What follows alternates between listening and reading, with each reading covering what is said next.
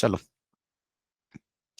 Vectors के बारे में बेसिक हमने देख लिया था। रिकॉर्डिंग ऑन कर ली मैंने।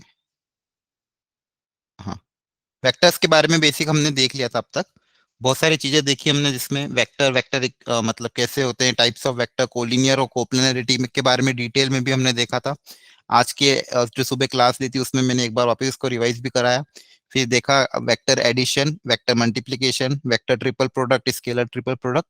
ये सारा बेसिक हमने वेक्टर के बारे में देखा, उस पर कुछ क्वेश्चंस भी किए थे ट्राई। ठीक है।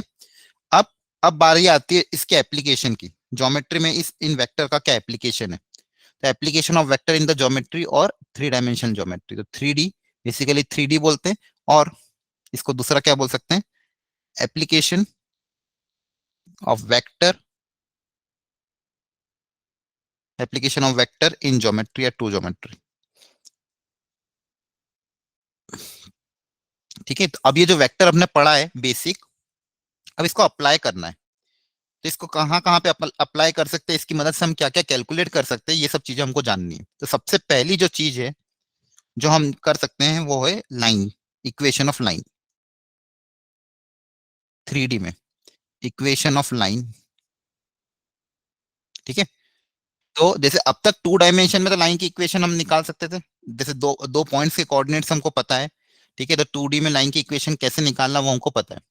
अब 3 डायमेंशन में वेक्टर की मदद से लाइन की इक्वेशन निकालना। अब लाइन की इक्वेशन भी दो तरह से, एक तो हम पता करेंगे वेक्टर इक्वेशन, कि वेक्टर के फॉर्मेट में लाइन की इक्वेशन क्या होगी, और दूसरी कार्टेशियन इक्वेशन। कार्टेशियन इक्वेशन मतलब एक्स वाई जेड के टर्म्स में लाइन की इक्वेशन क्या होगी, ये हमको पता करना है। ठीक है, using the concept of the application of the vector. अब ध्यान से समझना। देखो, अगर आपने कोऑर्डिनेट ज्योमेट्री पढ़ी हो, तो कोऑर्डिनेट ज्योमेट्री में हमने एक चीज देखी थी कि भाई किसी भी चीज की, किसी भी कर्व की, कैसा भी कर्व हो या फिर कोई भी चीज हो, उसकी अगर इक्वेशन लिखनी है तो हम क्या करते थे, उसका लोकस डिफाइन करते थे। ठीक है, कि भाई ये जैसे सर्कल है, तो सर्कल क्या होता है? Circle, it is the collection of point, और it is the locus of the point in a plane such that the distance from a fix point in constant. तो वो लोकस की मदद से, मतलब फिक्स एक डेफिनेशन होती थी, उस डेफिनेशन की मदद से हम क्या लिखते थे? एक general equation of the circle. Similarly line की इक्वेशन भी ऐसे लिखी जाती थी। जैसे मैं एग्जांपल लेके पहले समझा रहा हूँ कि 2 डायमेंशन में, ज्योमेट्री में, इन 2D और ज्योमेट्री, कोऑर्डिनेट ज्योमेट्री, किसी भी चीज की अगर इक्वेशन लिखनी होती है तो कैसे जनरल इक्वेशन लिखा जाता था? जैसे अगर मैं बात करूं लाइन की, बेसिक अगर लाइन की बात करें, तो लाइन की इक्वेशन लिखाने का तरीका हमने क्या सीखा था? देखा, जैसे मान लो ये है लाइन, इस लाइन की मुझे इक्वेशन लिखनी है। इस लाइन की इक्वेशन लिखनी है, अब इक्वेशन लिखनी है तो कोई, अब ये एक लाइन फिक्स है। अब ये लाइन तो इनफाइनाइट हो सकती है।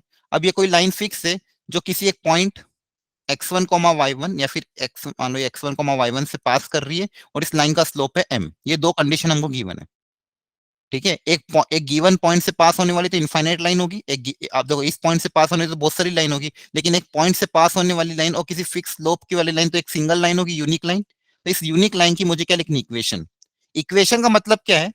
इक्वेशन का मतलब क्या है कि एक्स और वाई में वो ऐसा रिलेशन लाना है ताकि इस लाइन पे लाई करने वाला हर पॉइंट उसको सेटिस्फाई करे।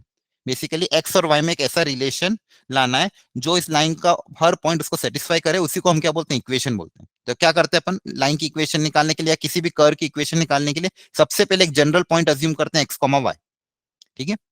अब मुझे करना क्या है? x1, y1, x, y और m में एक रिलेशन लिखना है। एक ऐसा रिलेशन जो हर पॉइंट को हर पॉइंट इस लाइन पे क्या करेगा? सेटिस्फाई करेगा। और वही रिलेशन, वही लोकस मेरा क्या होगा? लाइन की इक्वेशन होगा। ऐसे किया था आप लोगों ने वहां पे 2D में। तो बताओ यहाँ पे रिलेशन क्या होगा? स्लोप ऑफ द लाइन, दो पॉइंट फ्रॉम द स्लोप कैसे निकलते थे? अगर दो पॉइंट पता हो तो स्लोप निकालने का तरीका क्या होता था? x2 minus x1। हाँ, y2 minus y one upon x2 minus x1। तो सबसे हाँ। पहले क्या लिखेंगे? y minus y one divided by x minus x1, it is nothing but the slope of the line. तो ये रिलेशन है। अब ये हर पॉइंट x वाई इस पे सेटिस्फाई करेगा। तो ये जो रिलेशन यहाँ से डेवलप हुआ, y minus y one equal to m x minus x1। ठीक है, तो ये रिलेशन मेरा क्या हो गया? It is the equation of line. इस लाइन की क्या होगी? इक्वेशन होगी। तो किसी भी कर्व की इक्वेशन या किसी भी लाइन की इक्वेशन को डेवलप करने के लिए हम यही तरीका अपनाते हैं कि सबसे पहले तो देखते हैं उस पर क्या गिवन कंडीशन है, क्योंकि कोई ना, अब देखो कोई ना कोई यूनिक लाइन अगर पता करनी है तो उसमें क्या गिवन कंडीशन है। तो यहाँ पे क्या गिवन कंडीशन थी? एक गिवन पॉइंट था और इसका स्लोप हमको पता था। तो स्लोप और पॉइंट की मदद से लाइन की इक्वेशन हमने ऐसे लिखी। कैसे लिखी? सबसे पहले एक जनरल पॉइंट अज्यूम किया, x, y। फिर इन तीनों में एक रिलेशन लिख दिया, यही रिलेशन क्या होगा, इस लाइन की इक्वेशन होगी। क्या ये समझ में आया है आपको ये चीज सबको? Yes, sir. एवरीवन क्लियर है? ठीक है, सर्कल के केस में भी यही होता था। सर्कल में भी क्या है, जैसे मान लो सर्कल में आपको दो चीज गिवन है, सेंटर पता है, सेंटर पता है मान लो x1 y1, और बोला है रेडियस पता है, रेडियस है r। अब बोला इस सर्कल की इक्वेशन लिखो, तो अगेन इस सर्कल की अगर इक्वेशन लिखनी तो इस सर्कल पे एक जनरल पॉइंट अज्यूम करोगे, तो लेट एक कोई भी जनरल पॉइंट अज्यूम कर लिया। जनरल पॉइंट हमेशा क्या अज्यूम करते हैं, x y। अब इन दोनों के बीच में डिस्टेंस हमेशा क्या होगा, कांस्टेंट होगा। तो x डिस्टेंस फॉर्मूला अप्लाई कर दिया, x माइनस x1 का whole square plus y minus y1 का whole square equal to r square. ये सर्कल की क्या होगी, इक्वेशन होगी। ठीक है, अब इसी तरह से हमको 3D में भी ये कॉन्सेप्ट अप्लाई करना है कि ऐसा क्या हमको ये डिपेंड करेगा गिवन कंडीशन क्या है, और उस गिवन कंडीशन से एक रिलेशन डेवलप करना पड़ेगा और जनरल इक्वेशन ऑफ लाइन लिखनी पड़ेगी। ठीक है, तो सबसे पहली गिवन कंडीशन है कि मान लो कोई एक लाइन 3D में, अब 3D में कोई लाइन गिवन है। अब ये लाइन के लिए देखो जैसे यहाँ पे दो कंडीशन थी, यहाँ पे भी हमको दो कंडीशन चाहिए कि कम से कम एक यूनिक लाइन की इक्वेशन लिखने के लिए मिनिमम दो कंडीशन चाहिए। तो एक कंडीशन आपको ये गिवन है कि ये लाइन किसी पॉइंट से पास कर रही है जिसका कोऑर्डिनेट है सपोज x1, y1, z1। तीन कोऑर्डिनेट दे दिए, ये लाइन किसी एक पॉइंट x1, y1, z1 से पास कर रही है। अब एक पॉइंट से तो इनफाइनाइट लाइन पास कर सकती है, मुझे एक यूनिक लाइन की इक्वेशन लिखनी है, तो दूसरी कंडीशन भी चाहिएगी। तो दूसरी कंडीशन ये दी है कि ये जो लाइन है किसी गिवन वेक्टर के पैरेलल है, किसी गिवन वेक्टर के क्या है, पैरेलल। वो पैरेलल वेक्टर आपको गिवन है, मान लो पैरेलल वेक्टर है बी वेक्टर, और जिसकी वैल्यू आपको गिवन है A I cap plus B J cap plus C K cap. ठीक है, ये एक पैरेलल वेक्टर गिवन है। तो ध्यान से देखो, ये गिवन कंडीशन है। अब इस लाइन की आपको क्या लिखनी इक्वेशन, तो वापिस वही कोई ना कोई जनरल पॉइंट अज्यूम करना पड़ेगा। तो ये देखो, ये आपका तो गिवन पॉइंट है ए, आपने एक जनरल पॉइंट इस लाइन पे अज्यूम किया कहीं पे भी, मान लो उस पॉइंट को नाम दे दिया पी। ठीक है, अब जनरल पॉइंट है तो जनरल पॉइंट का कोऑर्डिनेट्स हम क्या ले लें, x comma y comma z. क्या यहां तक समझ में आ गया? हेलो, यस है ना, यहाँ तक समझ में आ गया। अब देखो ये जनरल पॉइंट मैंने मान लिया क्या, x comma y comma z. अब बेसिकली करना क्या है, पॉइंट ए पॉइंट पी और इस वेक्टर बी में मुझे एक रिलेशन डेवलप करना है। वो रिलेशन ही मेरा क्या होगा, इक्वेशन ऑफ द लाइन। तो बताओ क्या रिलेशन डेवलप होगा। अच्छा, ये एक तो ये तो कार्टेशियन कोऑर्डिनेट सब वेक्टर फॉर्मेट में भी इसको मैं यहीं पे लिख देता हूँ ताकि हाथों हाथ चीजें समझ में आएगी। मान लो इसका वेक्टर फॉर्मेट में ये है वेक्टर ए, जिसका पॉइंट है ये, तो इसका पोजीशन वेक्टर क्या मान लिया, ए वेक्टर। जनरल पॉइंट को जनरली हम मानते हैं वेक्टर आर, जनरल पॉइंट को हम जनरली क्या मानते हैं, वेक्टर आर। क्योंकि मुझे देखो इक्वेशन दोनों फॉर्मेट में लानी, वेक्टर इक्वेशन भी लानी है और कार्टेशियन इक्वेशन भी लानी है। ठीक है, हाँ। अब बताओ ऐसी क्या कंडीशन होगी जो इस लाइन का हर पॉइंट सेटिस्फाई करेगा, बताओ ऐसा क्या कंडीशन डेवलप करूं ए पी और इस वेक्टर बी में, या फिर वेक्टर ए वेक्टर आर और वेक्टर बी में, जो इस लाइन का हर पॉइंट सेटिस्फाई करेगा लाइन की इक्वेशन लिखने के लिए, बताओ। सर पहले एपी वेक्टर निकाल लेंगे, उसके बाद पैरेलल हाँ आर माइनस में पैरेलल है बी के। हाँ, मतलब बेसिक कॉन्सेप्ट क्या है कि इस लाइन पे जितने पॉइंट होंगे पी, बस बेसिकली एपी वेक्टर और बी वेक्टर हमेशा पैरेलल होगा। इस लाइन पे लाई करने वाले जितने पॉइंट होंगे पी, उससे जो वेक्टर बनेगा एपी वेक्टर, देखो ए तो फिक्स पॉइंट है, पी वेरिएबल पॉइंट है, तो इस पे जितने भी पॉइंट होंगे पी और उससे जो वेक्टर बनेगा AP vector is always parallel to B vector. क्यों, क्योंकि ये लाइन इस बी वेक्टर के पैरेलल है। क्या ये समझ में आया? Yes sir. ठीक है, अब वेक्टर में हमने क्या सीखा था, अगर दो वेक्टर कोलिनियर है, पैरेलल मतलब क्या, कोलिनियर, दो वेक्टर कोलिनियर है तो उनमें क्या रिलेशन होता है, ए वेक्टर और बी वेक्टर कोलिनियर में क्या रिलेशन बताया था? So direction ratio is proportional. equals to lambda b. हाँ, A equal to lambda B. अगर ए वेक्टर बी वेक्टर के पैरेलल है, अगर A vector is parallel to B vector, तो हम क्या लिखते थे, A equal to lambda B, या फिर यहाँ से मैं क्या लिख सकता हूँ, AP vector equal to lambda times B vector. क्या ये सही है? Yes sir. ठीक है, एपी वेक्टर निकालने का तरीका क्या होता था, पी माइनस ए, मतलब यहाँ पे क्या हो जाएगा, R vector minus A vector equal to lambda times B vector. ठीक है, तो ये जो रिलेशन डेवलप हुआ it is nothing but equation of the line. तो R vector equal to A vector plus lambda times B vector, और यही आपकी क्या है, लाइन की equation in the vector form. ठीक है, यही रिलेशन जो लिखा गया है ये क्या है, लाइन की equation in the vector form. बस इक्वेशन और लोकस निकालने का यही तरीका होता है। जनरल पॉइंट अज्यूम करो, चाहे प्लेन की इक्वेशन निकालना हो, चाहे लाइन की इक्वेशन निकालना हो, या चाहे किसी की भी इक्वेशन निकालना हो। ठीक है, हमेशा चाहे, अब आपने देखा होगा कोनिक सेक्शन में भी यही काम किया जाता है, एक जनरल पॉइंट अज्यूम करते हैं, फिर उसमें जो भी कंडीशन होती है वो सेटिस्फाई करते हैं। जैसे अगर इलिप्स की बात करो, इलिप्स की बेसिक कंडीशन क्या है, the sum of the distance from two fix point is constant. ठीक है, ऐसे करके इलिप्स की इक्वेशन निकालते थे। वैसे यहाँ पे भी हमने क्या देखा कि इस पॉइंट अज्यूम कर लिया तो ये वेक्टर और ये वेक्टर हमेशा क्या होगा, पैरेलल। तो ये जो इक्वेशन आई है इसको हम क्या बोलते हैं, it is nothing but the vector equation of line. Sir एक बार इलिप्स वाला दोबारा बताना। इलिप्स का लोकस क्या होता है, कैसे डिफाइन करते हो इलिप्स को? सर उसमें मेजर एक्सिस माइनर एक्सिस वगैरह होता है। हाँ वो होता है, लेकिन वो जो पॉइंट सारे होते हैं वो क्या क्या कंडीशन सेटिस्फाई करते हैं, उसमें कोई भी पॉइंट को अगर फोकस से Sum sum of of the distance distance from अगर the निकालते तो कांस्टेंट आता है। ठीक है, खैर वो इलिप्स में देखेंगे, अभी उसमें डिटेल में मत जाओ, अभी फिलहाल यहाँ पे रहो। क्या ये समझ में आया यहाँ तक? ये Yes, vector sir. Equation of the line आ गई, बोलो हेलो। Yes, sir. आ गया समझ में. आ गया, ठीक है। अब ये जो पॉइंट ए जिसका पोजीशन वेक्टर मैंने ए वेक्टर माना था, इसके कोऑर्डिनेट्स है x1, y1, z1, तो ए वेक्टर को कैसे लिख सकते हैं अपन? I cap J cap x1 i के टर्म्स में बोला, बोलो। x1 i cap x1 i y1 j cap plus y1 j cap plus z1 k cap, right? Clear है? और यस सर। आर वेक्टर को कैसे लिखोगे? आर वेक्टर क्या माना, x, y, z, तो आर वेक्टर क्या हो जाएगा, x i cap plus y j cap plus z k cap, ये हो जाएगा आर वेक्टर। ठीक है, तो ये आर वेक्टर हो गया, ये ए वेक्टर हो गया, और बी वेक्टर ऑलरेडी हमको दिया हुआ है। अब इन सब की वैल्यू अगर यहाँ पे पुटअप कर देंगे तो देखो क्या हो जाएगा। देखो वेक्टर इक्वेशन हमारे पास क्या आ गई थी, वेक्टर इक्वेशन आई थी r vector equal to A vector plus lambda times B vector, ये वेक्टर इक्वेशन थी। अब सारी वैल्यू अगर अब इसको कार्टेशियन इक्वेशन में बदलना है तो कार्टेशियन इक्वेशन में बदलने के लिए सारी वैल्यू पुटअप कर रहा हूं मैं, फटाफट देख लो। देखो ये जो टॉपिक है ना, अब जैसे मैंने स्टार्ट किया अभी लाइन इक्वेशन ऑफ लाइन देखी, फिर इक्वेशन ऑफ प्लेन देखें, तो एक भी चीज आपको याद नहीं करना है, बेसिक कॉन्सेप्ट पता होना चाहिए।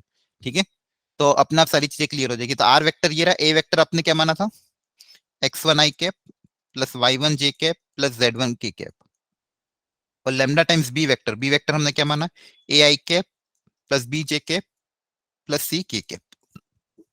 ठीक है, अब ध्यान से देखना, इन तीनों को मैं उधर भेज रहा हूं, ये सॉरी x1 y1 z1 है, ये x1 है, y1 और ये z1 है, इन तीनों को उधर भेजा, आई कैप कॉमन ले लोगे तो यहाँ पे क्या बचेगा, x minus x1 i cap plus y minus y1 j cap plus z minus z1 k cap equal to lambda a i cap plus lambda b j cap plus lambda c k cap.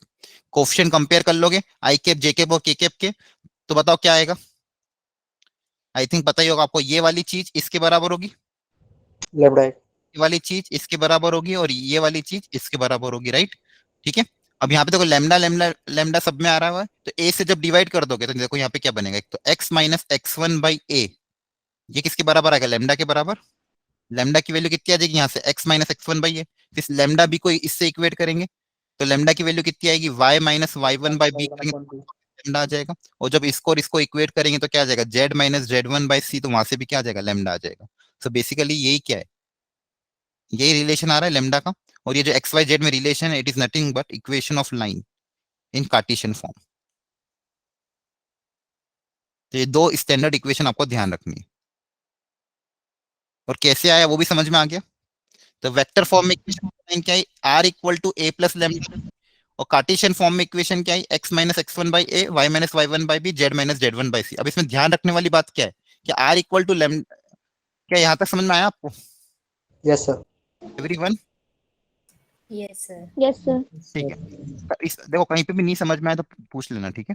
तो मैंने यहाँ पे क्या बताया कि r equal to A plus lambda B, ये line की equation है, it is the vector equation of the line. यहाँ पे ए वेक्टर क्या होता था, बोलो जल्दी से, ए वेक्टर क्या था? गिवन वेक्टर होगा। हाँ गिवन मतलब गिवन पॉइंट ऑन लाइन है ना, जिसका गिवन पॉइंट ऑन लाइन, जो लाइन पे पॉइंट गिवन है उसका पोजीशन वेक्टर, लाइन पे जो पॉइंट है उसका क्या है, पोजीशन वेक्टर। बी वेक्टर क्या है, सर उसके पैरेलल जो लाइन है उसका हाँ, position parallel line, parallel vector, मतलब लाइन के पैरेलल जो वेक्टर है वो आपका बी वेक्टर है। तो ये दो चीज आपको पता होनी चाहिए कि R equal to A plus lambda B अपन जो कर रहे थे, R equal to A plus lambda B में ये मेरा पॉइंट वाला वेक्टर है, ये मेरा पैरेलल वेक्टर है, और x minus x1 by A equal to y minus y1 by B equal to z minus z1 by C. यहाँ पे x1 y1 z1 क्या है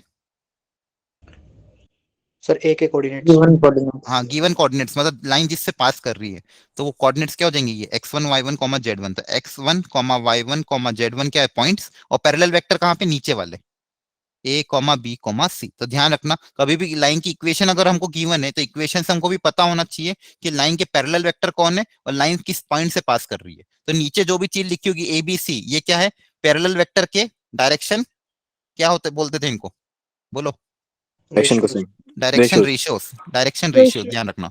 ये पैरेलल कोसाइन तो कब होगा तो उसको यूनिट वेक्टर में कन्वर्ट करोगे तो ए बी सी क्या है, A B C is nothing but the direction ratios of the parallel vector and x1 y1 z1 is nothing but the point through which जहां से लाइन पास कर रही है। तो ये चीज आपको पता होनी चाहिए। क्लियर है? Yes, sir. ओके, यहाँ तक आई थिंक समझ में आ गया होगा। ठीक है, जैसे अगर मान लो मैं एक छोटा सा एग्जांपल ले लूं, x minus 2/3 equal to 3 minus y/1 equal to z/-3। तो बताओ ये लाइन किस पॉइंट से पास कर रही है? Sir, 2 minus 3 0. पासेस थ्रू, इसको स्टैंडर्ड में कन्वर्ट करो x माइनस x1। अब यहाँ पे माइनस y है तो माइनस से कॉमन लेना पड़ेगा, माइनस कॉमन लेके नीचे चला जाएगा। तो कहां से पास कर रही है? 2 -3 अब z के साथ कुछ भी नहीं तो 0। और पैरेलल वेक्टर क्या है? Sir, 3 minus 1 minus 3. हाँ, मतलब 3i कैप, और ये माइनस कॉमन लेके जब नीचे आ जाएगा तो -j कैप -3k कैप, ये आ जाएगा आपका पैरेलल वेक्टर और लाइन इस पॉइंट से पास कर रही है। तो लाइन की इक्वेशन से आपको ये पता होना चाहिए। क्लियर है यहाँ तक? Yes, sir. अगर Okay. सेकंड वाले में 3 माइनस वाई में -1 लेंगे तो y -3 होगा ना? हाँ, माइनस ऊपर से कॉमन ले लोगे तो y -3 हो जाएगा। सर पासेस थ्रू 2 हाँ, तो 3 यहाँ पे 0। +3 रहेगा। हाँ, +3 रहेगा, सॉरी। ठीक है, यहाँ पे जब माइनस कॉमन लोगे तो क्या आएगा? y -3 upon -1। ठीक है, तो पॉइंट क्या रहेगा? 3 रहेगा। क्लियर है? Yes, sir. Okay, very good. और कोई डाउट यहाँ तक? क्या आपको पता है ना, बेसिक स्कूल में कवर हुआ थोड़ा बहुत ना? Yes, sir. Yes sir. ठीक है, अब मैं तो फर्स्ट टाइम ले रहा हूँ इसलिए पूरा डिटेल में थोड़ा ले रहा हूँ, थोड़ा फास्ट ही चलेंगे अपन। यहाँ तक क्लियर है सबको? चलो, नेक्स्ट है सेकंड रहता था कंडीशन, लाइन की equation passing through 2 point, passing through 2 points. फिर भी हम कोशिश करेंगे कि एक ही लेक्चर में मैक्सिमम चीजें कवर कर ले ताकि मैक्सिमम टाइम हम क्वेश्चन सॉल्व करने में बिताएं। अब ये मान लो लाइन है जो 2 पॉइंट से पास कर रही है। अब इस बार गिवन कंडीशन क्या है? 2 पॉइंट। अब 2 पॉइंट जिनके पोजीशन वेक्टर हमको पता होंगे या फिर जिनके कोऑर्डिनेट्स हमको पता होंगे। तो मान लो पॉइंट है ए और पॉइंट है बी, इसका पोजीशन वेक्टर मान लो है ए वेक्टर, इसका पोजीशन वेक्टर है बी वेक्टर। हमेशा 2 कंडीशन तो चाहिए मिनिमम। मिनिमम कितनी कंडीशन चाहिए? 2। अब पिछली बार एक पॉइंट पता था और पैरेलल वेक्टर पता था, इस बार क्या पता है? एक पॉइंट 2 पॉइंट पता है। इस बार क्या पता है? 2 पॉइंट। तो पहले का कोऑर्डिनेट मान लो x1 y1 z1 मान लिया, दूसरे का कोऑर्डिनेट मान लिया x2 y2 z2। अब इस लाइन की इक्वेशन लिखनी, तो बताओ क्या करेंगे फटाफट? इसे डिस्प्लेस कर जल्दी देंगे बताओ। बी वेक्टर को। नहीं, सबसे पहले क्या करें? पहला काम क्या रहता है इक्वेशन निकालने के लिए? Sir, B minus A. b minus नहीं नहीं नहीं, सबसे पहले बेसिक काम बताओ। Gen- किसी भी R कर्व की general इक्वेशन point निकालने के लिए सबसे पहले काम क्या करते हैं? general point. General general General point. ये कोई भी पूछे तो सबसे पहले यही जवाब दिया करो। किसी भी कर्व का इक्वेशन निकालना सबसे पहले क्या करेंगे? एक जनरल पॉइंट अज्यूम करेंगे। तो इस लाइन पे कहां पे भी एक जनरल पॉइंट अज्यूम कर लियो। मान लो यहाँ अज्यूम कर लिया P, जिसको क्या मान लिया? वेक्टर के फॉर्मेट में R मान लिया, और कोऑर्डिनेट्स के टर्म्स में क्या मान लिया? x, y, z। अब मुझे क्या करना है? A, B और P इन तीनों में एक रिलेशन डेवलप करना, वो रिलेशन ही मेरा इक्वेशन ऑफ लाइन होगा। अब बताओ क्या रिलेशन होगा? r minus b is parallel to r minus a। नहीं नहीं, ऐसे समझो, ए बी बी सी और एपी में पहले बेसिक बताओ कि कौन सा वेक्टर? ए बी वेक्टर और एपी वेक्टर। इस लाइन पे दोनों वेक्टर लाई कर रहे हैं। एक देखो ये तीनों पॉइंट्स क्या है? कोलिनियर है। देखो ध्यान से, हेलो, Yes, sir. ये तीनों Yes. पॉइंट्स क्या है? कोलिनियर। तीनों पॉइंट एक ही लाइन पे लाई कर रहे हैं, तो 3 पॉइंट से बनने वाले 2 वेक्टर ए बी और एपी कैसे हैं? कोलिनियर, मतलब पैरेलल है। Yes, sir. तो अगेन बेसिक वही कि ए बी वेक्टर जो है वो एपी की क्या है? पैरेलल। अब 2 वेक्टर अगर पैरेलल और कोलिनियर होते तो अगेन उनको हम क्या लिखते हैं? AP equal to lambda A B, या फिर एपी इज पैरेलल टू, ये देखो इसको चाहो तो AP equal to lambda A B लिख दो, या फिर एपी इक्वल मतलब ए बी को लिख दो या एपी को लिख दो, बात एक ही है। तो क्या लिख दे? मान लो AP equal to lambda times A B vector, क्योंकि पैरेलल है। अब एपी वेक्टर वापिस वही R minus A vector equal to lambda times A B vector. A B vector को क्या लिखोगे? सर बी अगर माइनस ए, सर अगर A B equal lambda A P करते तो भी यही आता।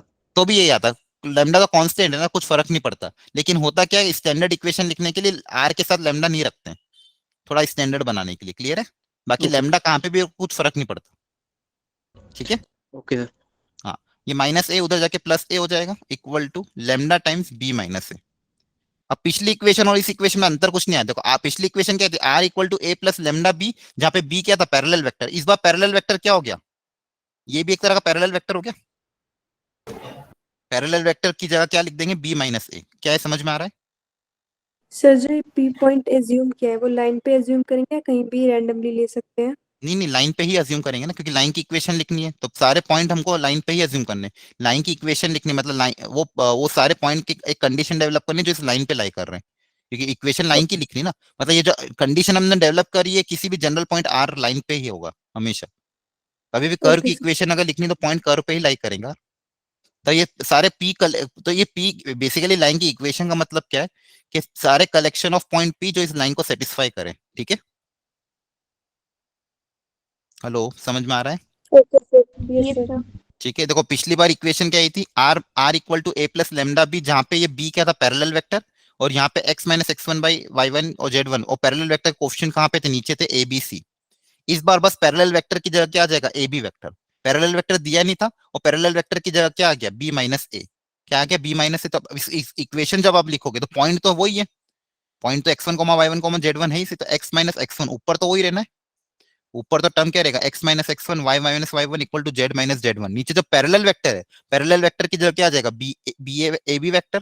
तो ए बी वेक्टर के कोऑर्डिनेट्स क्या हो जाएंगे, x two minus x one divided by y two minus y one divided by z two minus z one.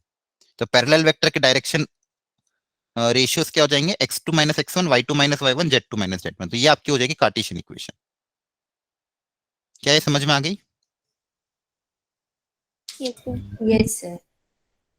ठीक है, यहाँ तक कोई डाउट हो किसी को तो पूछ लो।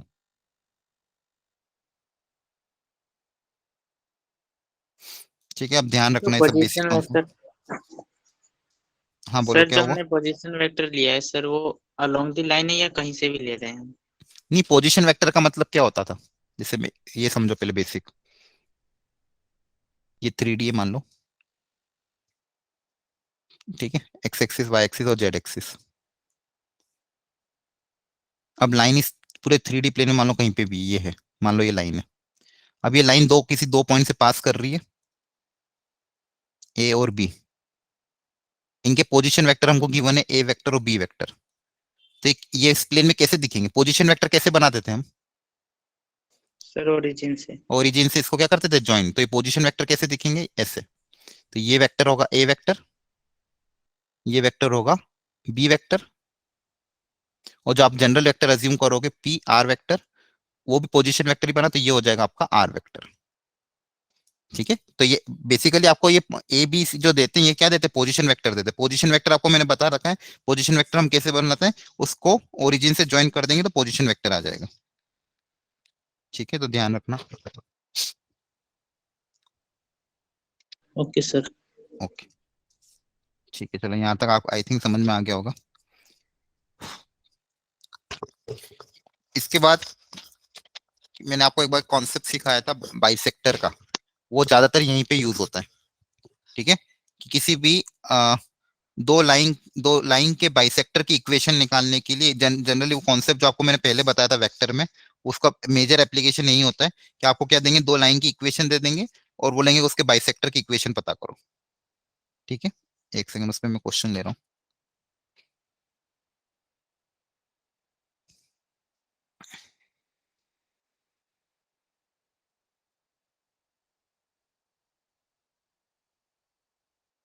सर इसमें दोनों वेक्टर को जोड़ के उसको 2 से डिवाइड कर देंगे ना, एक सेकंड, एक सेकंड। मैग्नीट्यूड। हाँ, एक मिनट हो बस, आप बताना, मैंने खैर आपको बता रखा था, अभी समझाना मुझे। अब आपको लिखना है bisector of the angle between two line.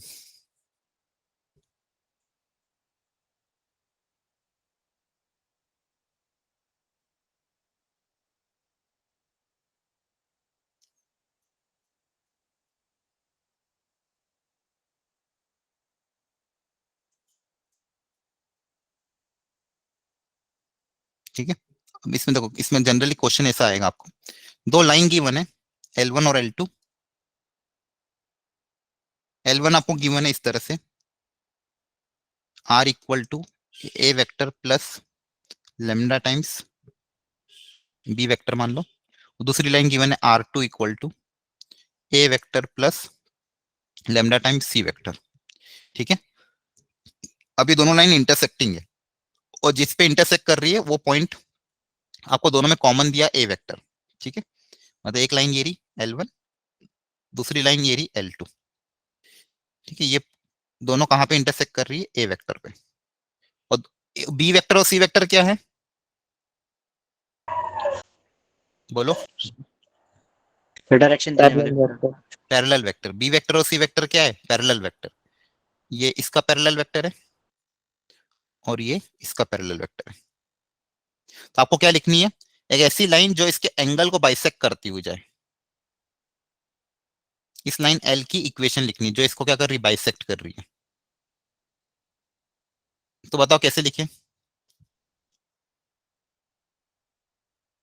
अब लाइन की इक्वेशन निकालनी है, तो लाइन की इक्वेशन निकालने के लिए दो चीजें चाहिए, एक तो पॉइंट और एक पैरेलल वेक्टर, या फिर दो पॉइंट। अब क्या इस लाइन पे हमें कोई पॉइंट पता है, बोलो? Yes sir. हाँ, कौन सा पॉइंट है वो, ए वेक्टर। ये ए वेक्टर यस सर। इसी लाइन से पास करेगा। अब क्या इसके पैरेलल वेक्टर पता कर सकते हो, इस लाइन का पैरेलल वेक्टर?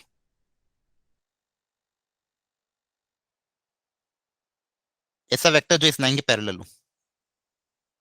इनका यूनिट वेक्टर।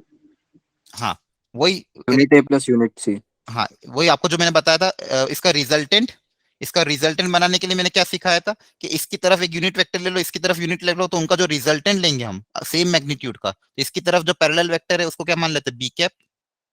इसकी तरफ यूनिट वेक्टर को क्या मान लेते हैं, सी कैप। तो B cap plus C cap करूंगा तो वो यहीं से पास करेगा, तो इसको हम क्या मान सकते हैं, B cap plus C cap. ये याद आया सबको? ठीक है, रिजल्टेंट मैंने जो बताया था कि अगर दो वेक्टर जिनका मैग्नीट्यूड सेम है, ठीक है, तो उनका जो रिजल्टेंट होगा वो उनके क्या होगा, मिड पॉइंट से पास करेगा। ठीक है, एक सेकेंड मैं चार्जर कनेक्ट कर रहा हूँ।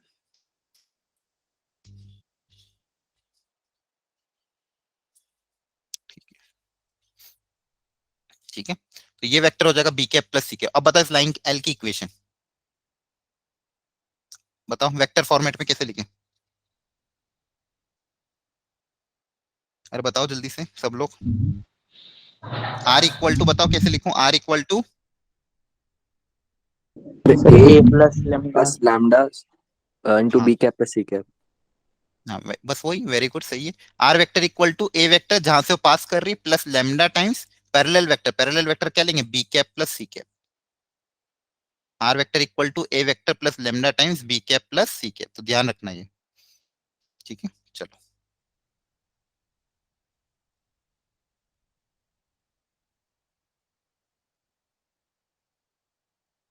Sir B cap plus C cap कहाँ से आया बताना एक बार। एक मिनट देखो फटाफट।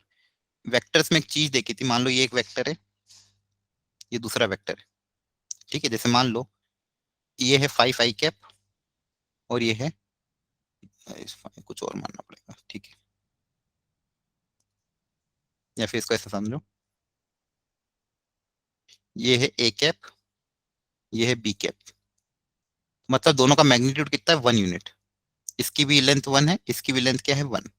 ठीक है, या तो इसको 5 बी कैप मान लो, इसको 6 ए कैप मान लो, कुछ भी मान लो, दोनों का मैग्नीट्यूड सेम है। तो इनका जो रिजल्टेंट अगर मैग्नीट्यूड सेम है तो इनका जो पैरेललोग्राम बनाओगे वो एक क्या बनेगा, एक रोम्बस टाइप बनेगा। ठीक है, उसका जो डायगोनल होगा या फिर इसका जो रिजल्टेंट होगा वो क्या करेगा, दोनों को बराबर हिस्सों में बांट के जाएगा। रिजल्टेंट एकदम सेंटर से निकलेगा। अगर ये दोनों की लेंथ सेम है तो जो रिजल्टेंट निकलेगा वो एकदम कहां से निकलेगा, सेंटर से निकलेगा, यस है ना? सर। अगर दोनों की लेंथ सेम है तो जो रिजल्टेंट बनाओगे वो एकदम क्या करेगा, बाइसेक्ट करता हुआ निकलेगा। और रिजल्टेंट कैसे लिखते हैं, ये वेक्टर ए है, ये ए कैप है, ये बी कैप है। अगर दोनों का मैग्नीट्यूड सेम है तभी रिजल्टेंट सेंटर से निकलेगा। तो ये क्या हो जाएगा, A cap plus B cap. ये क्या हो जाएगा, A cap plus B cap. ठीक है, यस सर। तो यहाँ पे भी हमने क्या करा, अब यहाँ पे एक पैरेलल वेक्टर मान लिया बी कैप, इधर का पैरेलल वेक्टर मान लिया सी कैप। तो A cap plus B cap करेंगे तो एकदम एकदम कहां से जाएगा, रिजल्टेंट से जाएगा, इसलिए हमने इसको ऐसा माना। ठीक है यहाँ तक? सर आगे समझ यस में। सर। चलो थैंक यू सर। ओके, चलो एक क्वेश्चन ले लेते हैं फिर आगे बढ़ते हैं। बोला है कि फाइंड इक्वेशन ऑफ लाइन, सब लोग ट्राई करना, through point -1, 7, 0 and right angle to line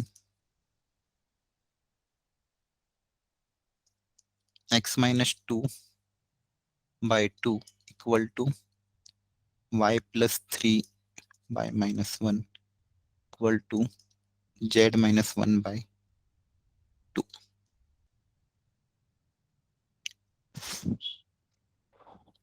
करो ट्राई एक बार।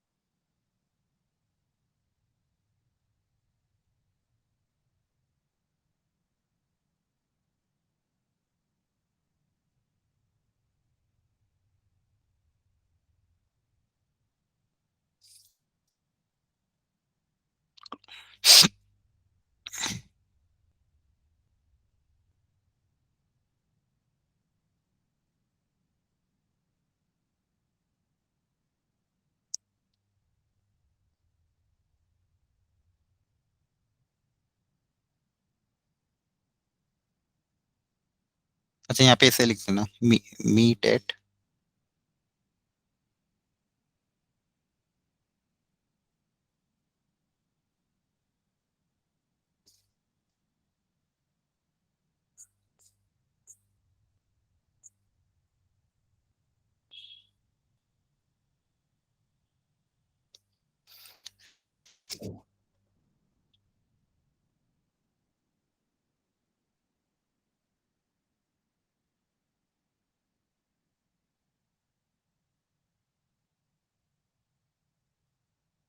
डायग्राम बना लिया करो, नहीं समझ में आए तो।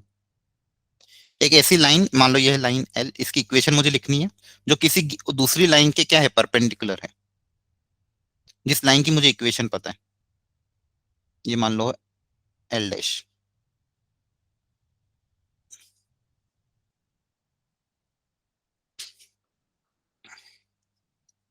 बताओ क्या कॉन्सेप्ट अपना है?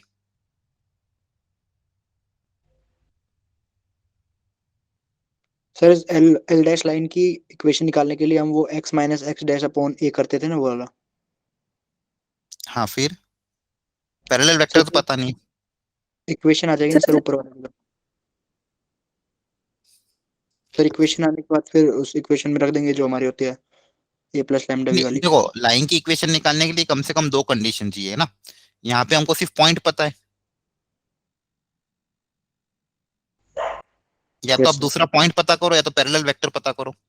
कम से कम दो सर कंडीशन चाहिए तभी हम लाइन की इक्वेशन निकाल सकते हैं। अब लाइन एल की मुझे इक्वेशन लिखनी है, यहाँ पे मुझे सिर्फ पॉइंट पता है और ये दिया है कि इस लाइन के परपेंडिकुलर है, तो कैसे करें? सर दूसरी लाइन की कोऑर्डिनेट्स है हमारे पास। हाँ दूसरी लाइन के क्या है, कोऑर्डिनेट्स। कोऑर्डिनेट। लेकिन वो कहाँ पे, मान लो यहाँ पे लाई कर रहा है, चलो 2, -3, 1 अब, और इसका पैरेलल वेक्टर पता है मुझे।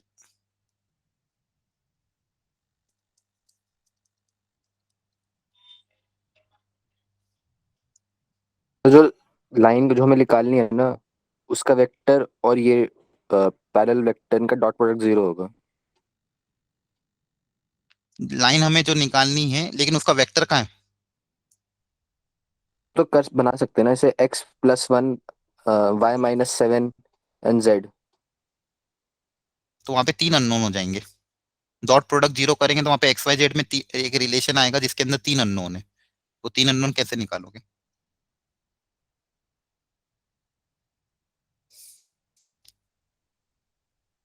तो इक्वेशन ऑफ अ लाइन ही चाहिए ना।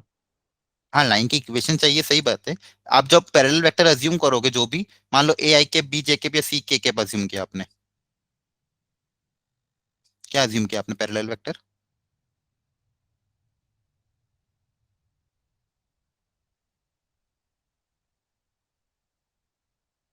फिर कौन सी लाइन के पैरेलल? मतलब बेसिकली आप लाइन एल की इक्वेशन निकालना चाह रहे हो ना, तो इसके पैरेलल वेक्टर आप अज्यूम कर रहे हो ना, क्या कह रहे हो, यही बोल रहे हो? Yes sir.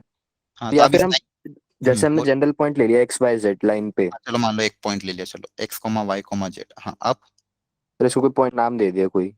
हाँ चलो इसका नाम दीजिए, मान लो ए। तो सर ए पी डॉट ये जो 2 i cap minus J cap plus 2k cap ये 0 होगा। हाँ, जीरो होगा, तो यहाँ से एक्स वाई जेड में रिलेशन आएगा, लेकिन इक्वेशन कैसे आएगी लाइन की? तो रिलेशन वही वही तो हमारी इक्वेशन हुई ना। नहीं वो सर, ऐसा इक्वेशन नहीं होगी होगा। अगर आप यहाँ पे ये बोलते हो कि सर डॉट प्रोडक्ट कर दिया तो आई जे के की फॉर्म में रहेगा ही नहीं वो। आपने तो पॉइंट फिर क्या तो मान लिया, एक्स माई प्लस वन आई कैप, तो इसको 2 से मल्टीप्लाई कर दोगे, ठीक है।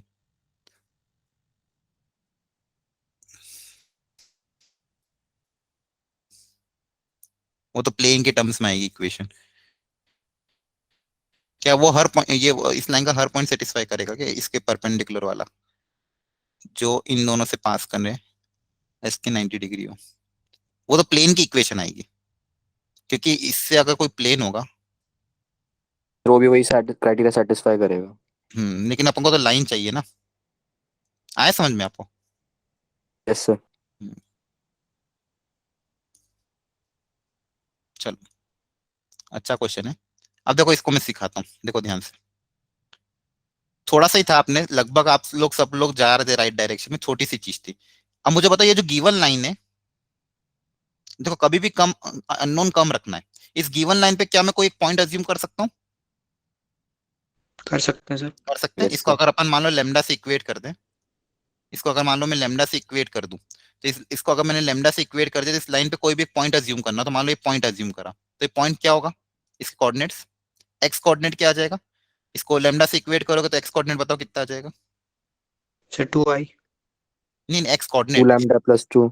इक्वेट कर दोगे, एक्स माइनस 2/2 को लेमडा से इक्वेट करोगे तो कितना आएगा? Lambda plus 2। आ रहा है समझ में? फिर इसको वापस लेमडा से इक्वेट करोगे तो वाई कितना आएगा बताओ? हेलो, ये आता है नहीं आ माइनस रहा है? Lambda minus 3। -λ-3 हाँ, माइनस लेमडा -3, और जेड कोऑर्डिनेट 2λ सर 2 -1 लैम्डा -1। +1 +1। ये सबको पता है, ये निकालना आता है coordinate x comma y comma z, ठीक है। ये बेसिकली क्या है, लेमडा के टर्म्स में इस लाइन पे कोऑर्डिनेट है। मान लो इसको नाम दीजिए क्यू। अब अगर लेमडा पता चल जाएगा तो ये पॉइंट आ जाएगा। तो लेमडा निकालने के लिए अब आप कंडीशन अप्लाई कर सकते हो, क्या कि ये जो पी क्यू वेक्टर होगा और ये वेक्टर होगा, ये क्या होगा, 90 डिग्री पे होगा, है ना। इस लाइन पे जो पॉइंट अपन ने अज्यूम कर लिया क्यू, कोई भी लेमडा के लिए ये वाला पॉइंट क्यू होगा। अब ये वेक्टर और ये वेक्टर क्या है, परपेंडिकुलर है। So this vector P Q vector sir is इस पॉइंट के परपेंडिकुलर टू कोऑर्डिनेट्स कैसे आए ये समझ नहीं आया। B vector. क्या हुआ? सर इस पॉइंट के कोऑर्डिनेट्स कैसे आए ये समझ नहीं आया। ठीक है, एक मिनट बताता हूँ। देखो ये लाइन की इक्वेशन है, लाइन की इक्वेशन है, यस सर है। ठीक है। कार्टेशियन फॉर्मेट में तो ये इक्वल टू क्या होता है, लेमडा होता है। ये सब वैल्यू सब किसी ना किसी लेमडा के बराबर होती है, यस सर होती ठीक है। है। अब इन तीनों को अगर लेमडा से इक्वेट करोगे, सबसे पहले मान लो एक्स माइनस 2/2 को लेमडा से इक्वेट किया, तो यहाँ से एक्स निकाल लिया, एक्स कितना आ जाएगा, 2 उधर चला जाएगा, 2 लेमडा प्लस 2। फिर y +3/-1 को भी लेमडा से इक्वेट कर दिया, तो y कितना आ जाएगा, माइनस लेमडा -3। सिमिलरली इसको लेमडा से इक्वेट कर दोगे तो z कितना आ जाएगा, 2 लेमडा +1। तो ये एक्स वाई जेड क्या है, ये कि अलग अलग लेमडा के लिए अलग अलग इस लाइन पे क्या होंगे, पॉइंट होंगे। लेमडा के अलग अलग वैल्यू के लिए अलग अलग क्या होंगे, पॉइंट। तो मान लो एक किसी ना किसी पर्टिकुलर लेमडा के लिए ये वाला पॉइंट भी होगा क्यू, तो क्यू को मैंने क्या मान लिया, 2 लेमडा +2 माइनस लेमडा -3 और 2 लेमडा +1। क्या समझ में आया? यस सर, मतलब ये पूरी लाइन के हर एक पॉइंट को सेटिस्फाई करेगा ये पॉइंट। हाँ, अलग अलग वही लेमडा की अलग अलग वैल्यू के लिए अलग अलग पॉइंट्स मिलते जाएंगे इस लाइन पे, क्योंकि लेमडा तो वेरिएबल है, मतलब अलग अलग वैल्यू ऑफ लेमडा के लिए अलग अलग पॉइंट मिलेंगे। क्लियर है? Yes sir. ठीक है। अब वो जो वेक्टर होगा पी, अब ये कोई ना कोई पॉइंट ऐसा होगा जो दोनों में दोनों लाइन को इंटरसेक्ट करने वाला पॉइंट भी किसी ना किसी लेमडा के लिए होगा। अब ये वेक्टर पी क्यू और ये पैरेलल वेक्टर क्या होंगे, परपेंडिकुलर होंगे। तो P yes Q is sir. Two 2 i cap minus J K plus 2 के कैप। तो अगर दो वेक्टर परपेंडिकुलर है तो उनका डॉट प्रोडक्ट क्या होगा? 0। लैम्डा निकालने के लिए कंडीशन अप्लाई कर दें, ठीक है। तो इन दोनों का डॉट प्रोडक्ट 0 कर देंगे तो बताओ क्या होगा? देखो ये इसके कोएफिशिएंट क्या है? 2 - 1 2, और इसके क्या है ये? तो हो जाएगा 2 × 2 लैम्डा प्लस 2, फिर -1 × minus lambda minus 3 plus 2 × 2 lambda plus 1 equal to 0, क्योंकि ये वेक्टर और ये वेक्टर क्या है? परपेंडिकुलर। तो यहाँ से हमारे पास लैम्डा आ जाएगा। क्लियर है? निकाल लोगे लैम्डा यहाँ से? Yes sir. ठीक है।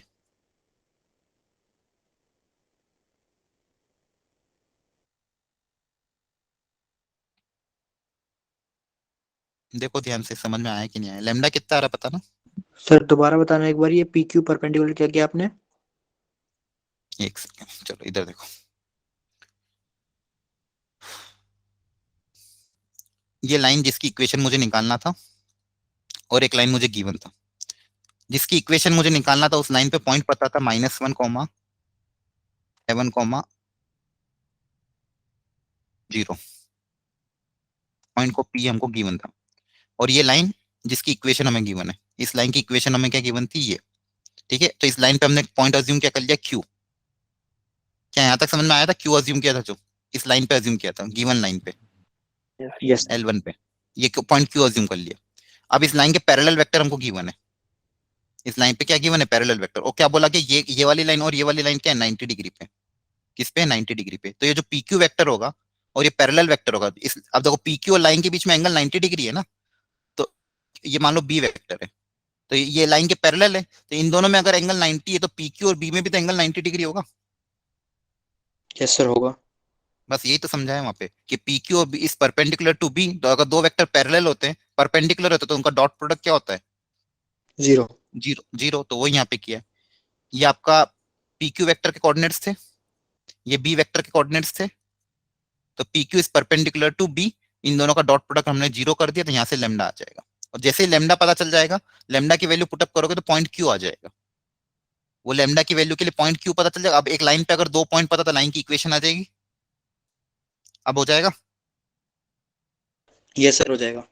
ठीक है। और किसी को कोई डाउट है तो पूछो। लेमडा कितना आ रहा है? -1 -1। हाँ ठीक है, लेमडा -1 आ जाएगा। वैल्यू रखोगे तो वो भी आ जाएगा आपका। देख लेना, बाकी लोग भी देख लेना लेमडा कितना आ रहा है।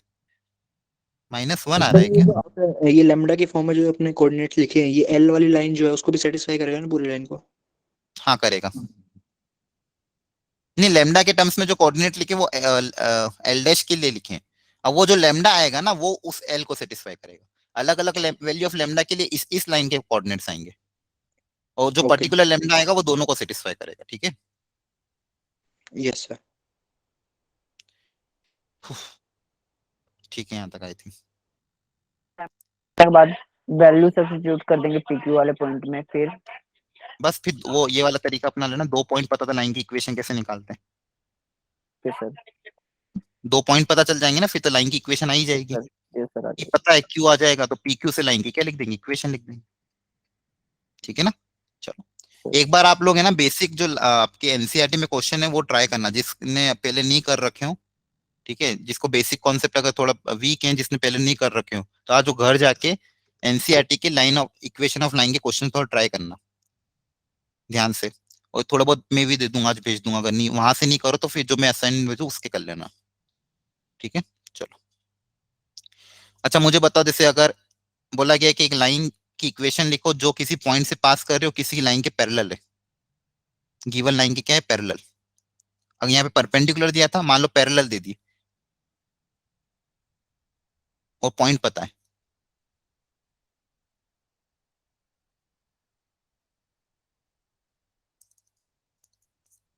तो इस लाइन की इक्वेशन कैसे लिखेंगे? सर ए प्लस लैम्डा बी वाले से। हाँ, पॉइंट तो पता ही है, और जो यस इस लाइन का पैरेलल वेक्टर होगा वही इस लाइन का पैरेलल वेक्टर होगा, तो उससे लाइन की इक्वेशन आ जाएगी। यस है ना? सर। ठीक है, चलो ठीक है, यहाँ तक आई थिंक क्लियर है।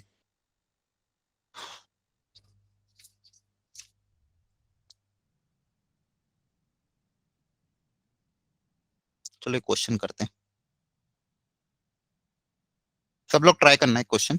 एक्चुअली कॉन्सेप्ट है, लेकिन मैं क्वेश्चन के थ्रू समझाने की कोशिश कर रहा हूँ। एक बार आप क्वेश्चन के थ्रू इसको निकालने की कोशिश करो। लिखो, find the length of perpendicular from the point, मतलब बेसिकली आपको निकालना है length of perpendicular from point P 2 - 3 1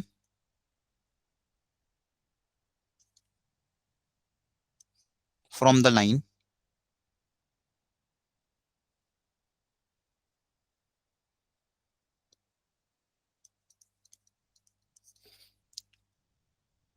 x plus 1 by 2 equal to y minus 3 by 3 equal to z plus 2 by minus 1।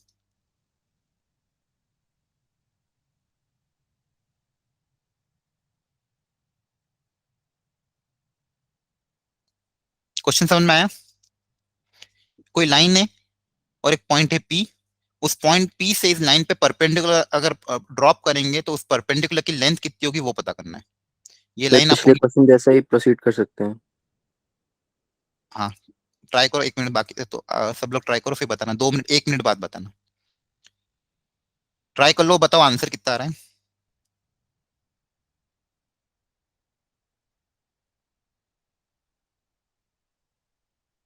ये पॉइंट P गिवन है, perpendicular पता करना है,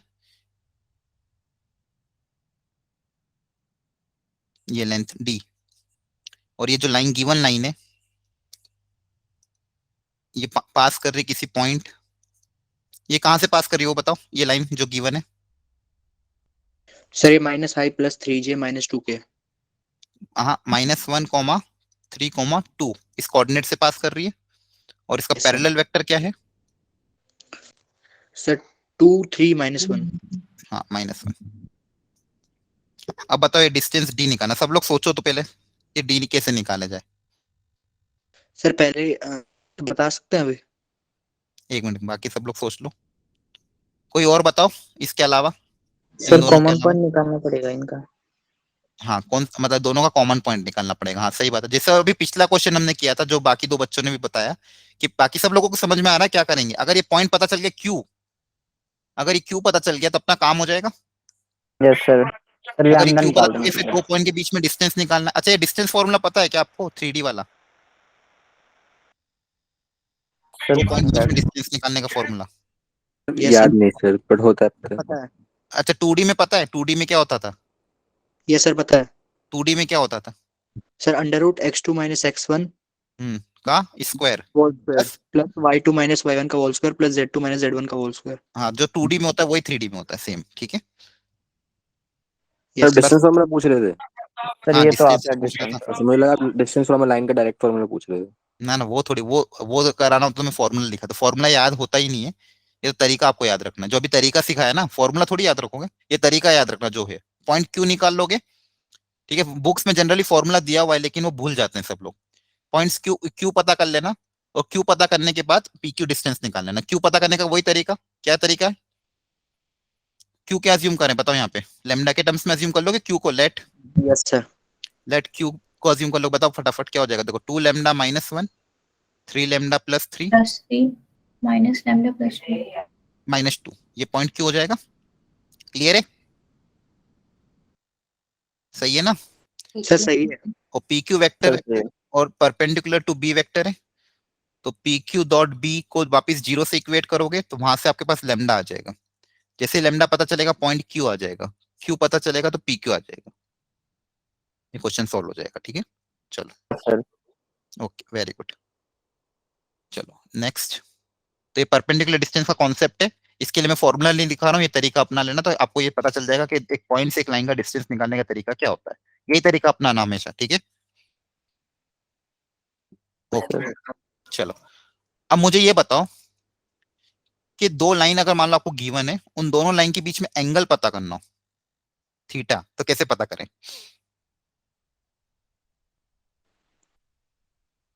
dot product वाला फार्मूला। डॉट प्रोडक्ट अगर पता चलेगा तो फिर कर सकते हैं। हाँ जैसे 2 वेक्टर के बीच में हम एंगल निकालते थे, जैसे 2 वेक्टर के बीच में हम एंगल निकालते थे, वैसे लाइन के बीच में भी एंगल निकाल सकते हैं। कैसे? कि अगर हमको लाइन की इक्वेशन पता है, मतलब लाइन के पैरेलल वेक्टर हमको पता होंगे। अब इस लाइन का पैरेलल वेक्टर है मान लो b1 वेक्टर, इस लाइन का पैरेलल वेक्टर है मान लो b2 वेक्टर। तो जो दोनों वेक्टर के पैरेलल वेक्टर के बीच में जो एंगल होगा वही एंगल दोनों लाइन के बीच में ही होगा, क्योंकि लाइन और वेक्टर पैरेलल है। तो जो दोनों b1 और b2 में जो एंगल होगा वेक्टर b1, देखो ये वेक्टर है और ये लाइन है ना, समझ ध्यान समझो, ये जो लाइन है और ये क्या है वेक्टर। तो जो एंगल दोनों पैरेलल वेक्टर के बीच में होगा वही एंगल आपकी दोनों लाइन के बीच में होगा। तो सेम फॉर्मूला अप्लाई कर दोगे, दो वेक्टर के बीच में एंगल निकालने का तरीका ऑलरेडी आपको सिखा रखा है, बता दो क्या होगा। E vector P1 B2 A One dot B dot upon B2 में mag A mag divide by divided magnitude by of magnitude B1 of b1 into magnitude of b2, यही तरीका है, तो ध्यान रखना। चलो आई थिंक ये पता है आपको, वेरी गुड। अच्छा, क्या दो लाइन हमेशा इंटरसेक्ट करेगी 3D में? No sir. क्या टू लाइन ऑलवेज, अच्छा मान लो पैरेलल नहीं है फिर भी सर नहीं करेंगे। जरूरी है क्या, मतलब इंटरसेक्ट कर सकती है लेकिन हम जरूरी है क्या? No sir. नहीं, ठीक है। 3D में ध्यान रखना, 3D में देखो तीन तरह की लाइन होती है, एक तो होती है आपकी पैरेलल, ठीक है, एक होती है जो इंटरसेक्ट करे, और एक होती है स्क्यू। स्क्यू मतलब जो पैरेलल भी ना हो और इंटरसेक्ट भी ना करे, है ना, ऐसी लाइन जो पैरेलल भी नहीं होती है लेकिन इंटरसेक्ट भी नहीं करती है। अब मेरे पास यहाँ पे, मैं आपको क्लास में होता तो बता देता, जैसे मान लो 3D में एक लाइन ऐसी जा रही है और एक लाइन इस पेज के मान लो बाहर आ रही है, यहाँ पे ऐसा समझो, इस पेज, इस लैपटॉप या इस पेज के क्या रही है, उधर से जा रही है ऐसे, ठीक है। तो ये एक लाइन तो इस पेज में लाई कर रही है और एक लाइन इस पेज की क्या रही है, अंदर से बाहर ट्रांसफर हो रही है, तो वो लाइन कभी भी इंटरसेक्ट करेगी क्या?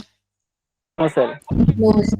विजुअलाइज कर पा रहे हो? तो ऐसी लाइन जो एक तो इस पेज में लाई कर रही है, मान लो एक लाइन इस पेज के अंदर से लाई कर रही है, तो वो पैरेलल भी नहीं है लेकिन कभी इंटरसेक्ट भी नहीं कर रही है, तो ऐसी लाइन जो नाइदर पैरेलल नॉर इंटरसेक्टिंग, ठीक है। सर ऐसी लाइन शिफ्ट को हम करने के बाद स्क्यू भी लाइन नहीं बोलते हैं। होगा, क्या हुआ?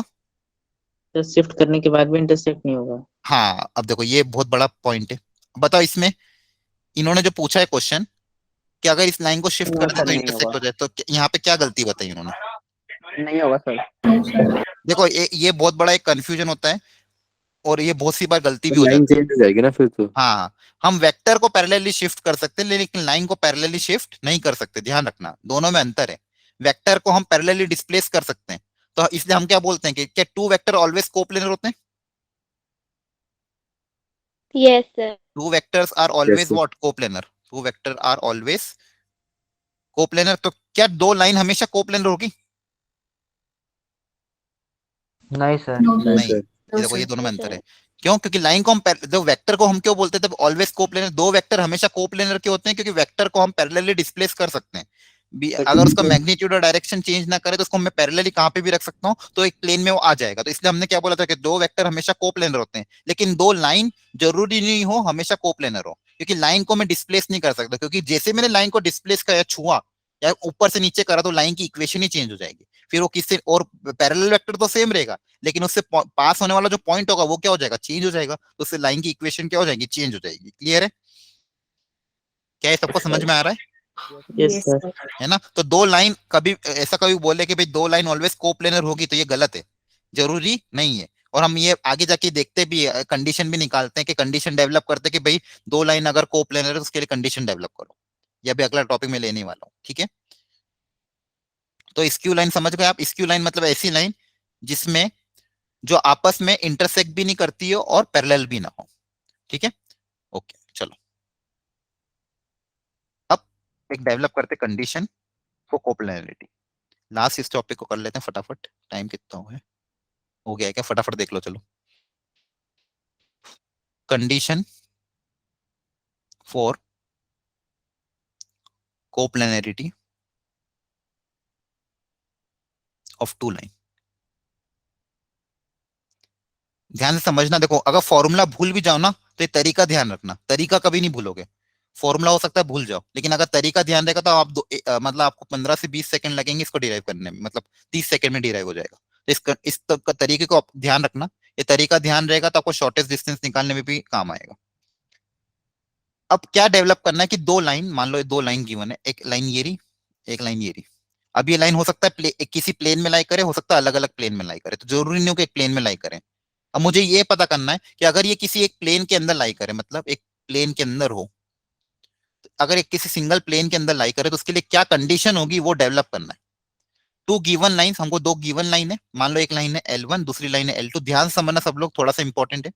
एक लाइन है L1 एक लाइन है L2, अब ये इसी प्लेन के अंदर लाई करे, इसके लिए मुझे कंडीशन डेवलप करनी है। तो ध्यान से देखो, अब दो लाइन अगर गिवन है, दो लाइन अगर गिवन है तो मुझे क्या क्या पता है, उस लाइन पे पॉइंट पता है और पैरेलल वेक्टर पता है। तो मान लो ये लाइन L1 है, इसमें मुझे कोई भी एक पॉइंट कहीं पे भी ले लो, मान लो यहाँ ले लिया पॉइंट ए, तो ये पॉइंट ए मुझे पता है, इस ए का कोऑर्डिनेट्स मान लो A1 वेक्टर मान लिया, ठीक है। दूसरी लाइन है L2, अब इस पे भी कोई ना कोई पॉइंट बी पता है, उसका कोऑर्डिनेट मान लो मैंने मान लिया पोजीशन वेक्टर मान लिया A2 वेक्टर।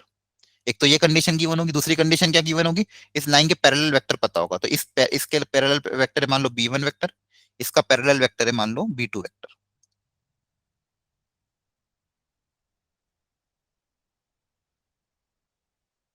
B2 वेक्टर, ठीक है। अब A1 A2 B1 B2 में ऐसी कंडीशन डेवलप करनी है ताकि ये दोनों लाइन इसी प्लेन में लाई करे, मतलब इस पेज पे लाई करे, ठीक है। तो ध्यान से देखो कैसे कर रहा हूं मैं, अगर ये दोनों लाइन इस पेज पे लाई कर रही है तो ये पॉइंट ए और बी भी इस पेज पे लाई करना चाहिए, बताओ क्या सही बोला मैंने, है ना। अगर ये दोनों लाइन ये पूरी की पूरी दोनों लाइन अगर इस पेज पे लाई कर रही है फिर इस प्लेन में लाई कर रही है, तो पॉइंट ए और बी को भी इस प्लेन में लाई करना होगा। और बेसिकली और ज्यादा अच्छे से बोलें तो ए और बी को ज्वाइन करने वाला जो वेक्टर होगा, ए और बी को जो ज्वाइन करने वाला वेक्टर होगा should lie completely on the plane. तो यहां से मैं क्या बोलूंगा कि जो ए बी वेक्टर है should be on plane, on the plane. Sir फिर ए बी B1 B2 का स्केलर प्रोडक्ट 0 होगा। हाँ सही बताया आपने, एक मिनट। ए बी वेक्टर जो होगा वो कंप्लीटली क्या होगा, इस प्लेन पे लाई करेगा, अगर थोड़ा सा भी ऊपर नीचे हुआ तो लाइन क्या होगी, क्या कहते हैं, कोप्लेनर नहीं होगी। मतलब ये जो ए बी वेक्टर है कंप्लीटली इस पेज पे लाई करना चाहिए, ये समझो पहले, सबसे पहले तो अगर मान लो थोड़ा सा भी ऊपर हुआ तो लाइन क्या हो जाएगी, नॉन कोप्लेनर। मान लो बी पॉइंट बी थोड़ा सा नीचे चला गया या फिर थोड़ा सा ऊपर चला गया, या फिर पॉइंट ए थोड़ा सा ऊपर या नीचे चला गया मान लो, तो ये लाइन के अगर थोड़ा सा ऊपर या नीचे चला गया तो ये प्लेन के क्या हो जाएगा, बाहर हो जाएगा। तो पहली चीज तो ये कि जो ए बी वेक्टर होगा दोनों लाइन को ज्वाइन करने वाला, ये should be on the plane. अब मैं ये पूछ रहा हूं कि क्या आप एक ऐसा वेक्टर फाइंड आउट कर सकते हो जो इस प्लेन के परपेंडिकुलर हो, क्या आप ऐसा वेक्टर मुझे फाइंड आउट करके निकाल सकते हो जो इस प्लेन के परपेंडिकुलर हो। B1 cross B2। हाँ B1 cross B2, very good. अब देखो इस प्लेन के अंदर इस प्लेन के पैरेलल वेक्टर पता है मुझे, इस प्लेन के पैरेलल दो वेक्टर पता है, या फिर इस प्लेन के अंदर दो वेक्टर पता है, B1 वेक्टर और B2 वेक्टर, ठीक है। तो अगर मुझे ए वेक्टर पता है बी वेक्टर पता है, तो आपको मैंने सिखाया था कि ए क्रॉस बी करने से हमको क्या मिलता है, ए क्रॉस बी करने से कौन सा वेक्टर मिलता है, हाँ perpendicular to the plane of A and B. A cross B करने से हमको एक ऐसा वेक्टर मिलता है जो ए और बी के क्या होता है, परपेंडिकुलर होता है। अब देखो यहाँ पे प्लेन के अंदर B1 और B2 है, B1 और B2 दोनों लाइन की क्या है, पैरेलल है, ठीक है। तो B1 क्रॉस B2 करने से हमको जो वेक्टर मिलेगा, B1 क्रॉस B2 करने से जो वेक्टर मिलेगा वो इस प्लेन के क्या होगा, परपेंडिकुलर, क्योंकि B1 और B2 लाइन के पैरेलल है, मतलब इस प्लेन के अंदर लाई कर रहे हैं। तो B1 क्रॉस B2 के क्रॉस प्रोडक्ट करने से हमको वेक्टर कौन सा मिलेगा, जो प्लेन के परपेंडिकुलर होगा। तो यहां से मैं क्या बोल दूंगा कि B1 cross B2 will be perpendicular to plane. क्या यहां तक ये दो पॉइंट समझ में आए? Yes sir. ठीक है, अब बस कंडीशन डेवलप कर देंगे। प्लेन के अंदर वेक्टर पता है, प्लेन के परपेंडिकुलर वेक्टर पता है, तो बताओ क्या कंडीशन आएगी, अब बताओ। अरे दोनों वेक्टर परपेंडिकुलर है, ये vector A B vector is perpendicular to this, plane के अंदर ए बी वेक्टर है और ये प्लेन के परपेंडिकुलर वेक्टर है, और दो वेक्टर परपेंडिकुलर है तो उनके बीच में डॉट प्रोडक्ट क्या होगा, जीरो होगा। Hello, yes sir, A B is perpendicular to B1 cross B2, तो ए बी का डॉट B1 क्रॉस B2 से क्या होगा, जीरो, है ना। देखो ए बी वेक्टर प्लेन के अंदर लाई कर रहा है, ए बी वेक्टर प्लेन के अंदर लाई कर रहा है और ये वेक्टर प्लेन के परपेंडिकुलर है, तो एक वेक्टर जो प्लेन में है और एक वेक्टर प्लेन के परपेंडिकुलर, तो इन दोनों के बीच में डॉट प्रोडक्ट क्या होगा, जीरो। क्या ये समझ में आ रहा है? Yes sir. ठीक है, अब ए बी वेक्टर बताओ क्या होगा, ए बी वेक्टर क्या होगा, A2 minus A1, A2 minus A1। A B vector क्या होगा, A2 minus A1 dot B1 cross B2 equal to zero. अच्छा बताओ ये किस तरह का प्रोडक्ट है, डॉट प्रोडक्ट है। वेक्टर नहीं, ट्रिपल प्रोडक्ट।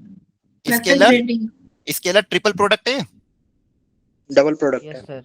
है ना। देखो ये एक वेक्टर ये रहा, एक वेक्टर ये रहा, एक वेक्टर ये रहा, तो क्या ये स्केलर ट्रिपल प्रोडक्ट है यस सर। है ना। और स्केलर ट्रिपल प्रोडक्ट निकालने का तरीका क्या होता था, determinant determinant, very good. Scalar triple product का निकालने का तरीका क्या होता है? डिटर्मिनेंट।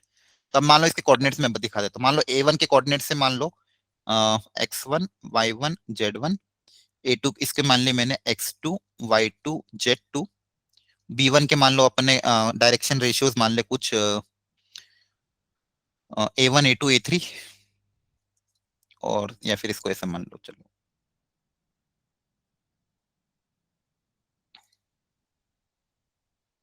a1 b1 c1 और b2 को मान लिए a2 b2 c2। ठीक है, अब यहाँ वैल्यू पुट अप कर दे, बताओ ऊपर क्या आएगा फर्स्ट रो में? a2 minus a1, a2 minus a1 क्या आएगा? बोलो। सर x2 माइनस x1, हाँ, a2 माइनस a1 मतलब x2 h2 minus x1। i आई थोड़ी, बस डिटरमिनेंट में तो अपन कोएफिशिएंट पुट अप करते थे ना बॉक्स प्रोडक्ट में, पहले इसका अच्छा। कोएफिशिएंट फिर इसका और फिर इसका, फिर क्या आएगा? y2 minus Right y1 minus y2 minus y1, और z फिर क्या आ जाएगा?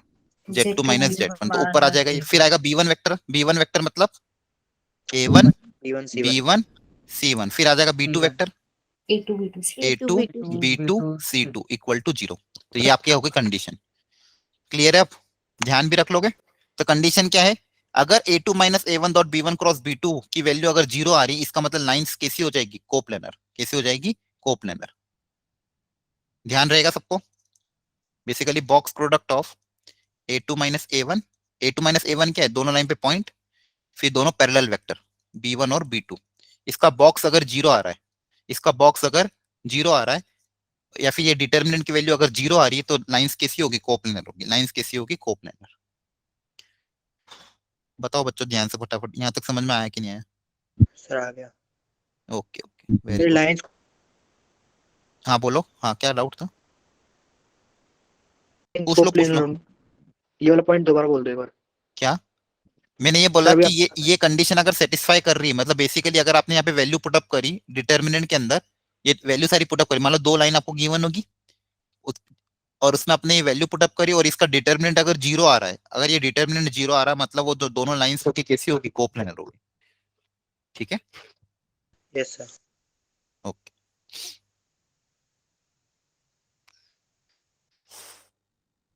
ठीक है, ठीक बच गई 40 हो गए। ठीक है, चलिए ठीक है, आज यहाँ तक बहुत है, बहुत सारा कवर कर लिया अपन ने एक ही लेक्चर में। तो आपको आज का लेक्चर समझ में आया? फटाफट देख लो। सबसे पहले स्टार्टिंग अपन ने करी थी लाइन की इक्वेशन से। लाइन की इक्वेशन निकालने के लिए अगर एक पॉइंट और एक पैरेलल वेक्टर पता है, तो a equal to r equal to a plus lambda B, और x minus x1 by a, y minus y1 by b, z minus z1 by c। अगर दो पॉइंट दे रहे हैं तो पैरेलल वेक्टर की जगह क्या आ जाएगा? b minus a। Parallel vector की जगह क्या आ जाएगा? b माइनस a, और नीचे आ जाएगा x2 minus x1, y2 minus y1, z2 minus z1। इसके बाद हमने क्या देखा कि अगर बाइसेक्टर लाइन की इक्वेशन लिखनी है, तो बाइसेक्टर लाइन की इक्वेशन क्या हो जाएगी? r equal to a plus lambda times b cap plus c cap.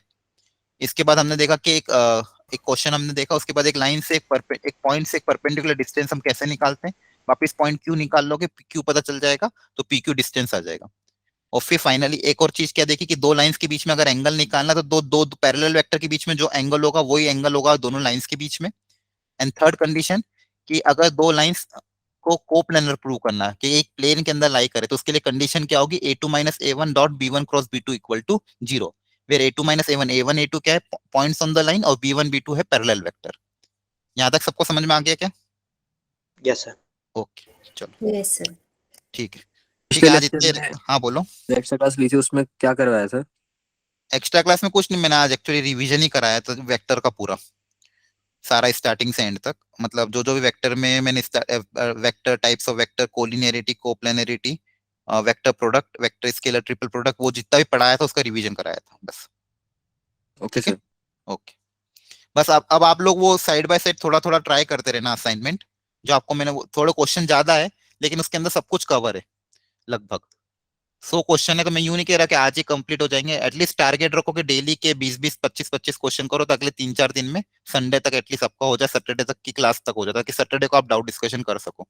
तो डेली सर, का हमारे आज वेडनेसडे, थर्सडे, फ्राइडे, सैटरडे 4 दिन है आपके पास। तो 4 दिन में अगर डेली का 25 क्वेश्चन का टारगेट रखोगे तो हो जाएगा। ठीक है, सर हमारे ना परसों से मिड टर्म शुरू है, तो सर क्लासेस कब तक चलेंगी? हाँ, आपका क्लासेस का प्लान करना है। क्लासेस तो खैर बोला गया था कि आपका जब तक एग्जाम के पहले पहले तक चलेगी। परसों मतलब कब से? 16 तारीख से। Yes, सर हाँ, इनको तो हो इंग्लिश सकता का है कल लास्ट ही हो। ठीक है, उसके बाद मैंने जो प्लान किया था मैं बात करूंगा एक बार, वो ऑर्गेनिक का आपका, और पूरा टाइम टेबल बनाना है मुझे। आप कर लोगे ना अटेंड? आप लोग के नहीं कर पाओगे? सर सर कितने कर सर लोगे ना? सर मुश्किल है छुट्टियां भी थोड़ा। नहीं दिया स्कूल वालों ने। हेलो। सर छुट्टियां भी सर कैंसिल मुश्किल कर है दी थोड़ा। स्कूल वालों ने। देखो, अगर इसके बाद फिर टाइम मिलेगा नहीं, क्योंकि जनवरी में तो मान के चलो जैसे आपका एग्जाम खत्म होगा 25-26 तारीख तक, फिर जनवरी लग जाएगा। तो जनवरी में तो आपको फिजिकल और इनऑर्गेनिक कराएंगे सर। तो फिर ऑर्गेनिक का रिवीजन करा तो देंगे, लेकिन पता नहीं आगे टाइम मिले नहीं मिले। मैं यही चाह रहा था कि आप प्री बोर्ड के साथ साइड देखो, प्री बोर्ड में नंबर कम आएंगे तो कुछ फर्क नहीं पड़ता है। कुछ फर्क पड़ जाएगा क्या? कुछ फर्क नहीं पड़ता, आपको वैसे भी बोर्ड्स के नंबर काउंट होंगे। तो थोड़े बहुत नंबर कम भी आ गए तो कुछ कुछ बड़ा वो नहीं है। ठीक है, मतलब आप, आपको इतना तो आता ही है कि आप थोड़ा बहुत एग्जाम में करके आ ही जाओगे। ठीक है, और मैं यूं नहीं कह रहा कि एग्जाम के टाइम आपकी लगाऊंगा, एग्जाम के बीच में छुट्टियों में लगाऊंगा, या फिर जिस दिन पेपर होगा उस दिन शाम को एक आधी क्लास लगा दी 1 आध घंटे की। ठीक है, कर पाओगे? देखो, अगर आप करो तो ही मैं टीचर से देखता हूँ। बात करूँ, अदरवाइज ऐसा हो कि मान लो मैंने क्लासेस, क्योंकि अभी क्या हॉलीडेज है टीचर्स के लिए। हम हमारे हॉलीडेज अभी मिलते हैं हमको, कभी एक्स्ट्रा नहीं मिलता, आपको बता रखा है। तो टीचर अपने हॉलीडे में भी अगर अपनी छुट्टी काट के अगर आपकी क्लास लेगा और आप लोग अटेंड नहीं करोगे तो फिर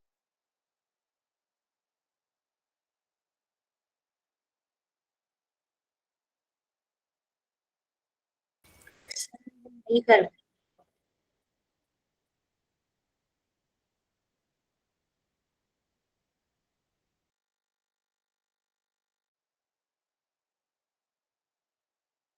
कुछ पेपर्स तो एक एक दिन भी गैप भी नहीं है कुछ में तो।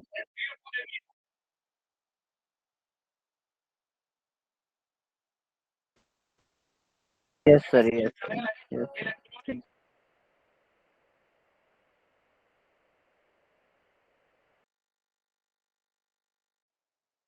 Yes sir. Yes sir.